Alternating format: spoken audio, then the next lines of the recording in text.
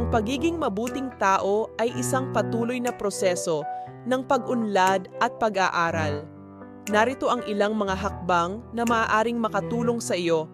Pag-unawa sa sarili. Maglaan ng oras para mag-isip at kilalanin ang sarili. Tanggapin ang iyong mga kahinaan at kalakasan. Pagpapakita ng kabutihan at pagmamalasakit sa iba.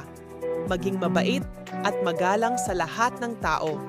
Makatulong sa mga nangangailangan sa abot ng iyong makakaya. Makinig ng mabuti sa mga sinasabi ng iba at magpakita ng empatiya. Pagpapakumbaba, tanggapin ang mga pagkakamali at humingi ng tawad kapag nagkamali. Maging bukas sa mga puna at suhestyon mula sa iba. Pagpapahalaga sa pagkatuto. Patuloy na mag-aral at pagbutihin ang iyong kaalaman at kakayahan. Makinig sa mga karanasan at payo ng iba. Pagiging responsable. Tinutupad ang mga pangako at obligasyon. Maingat na nagdedesisyon at inaako ang responsibilidad sa mga aksyon. Pagiging matapat. Magsalita ng katotohanan at maging totoo sa sarili. Iwasan ang pagsisinungaling at panlilinlang. Pagsasanay ng pagpapatawad. Matutong magpatawad sa iba, pati na rin sa sarili. Iwasang magtanim ng galit o sama ng loob. Pagpapakita ng pasasalamat.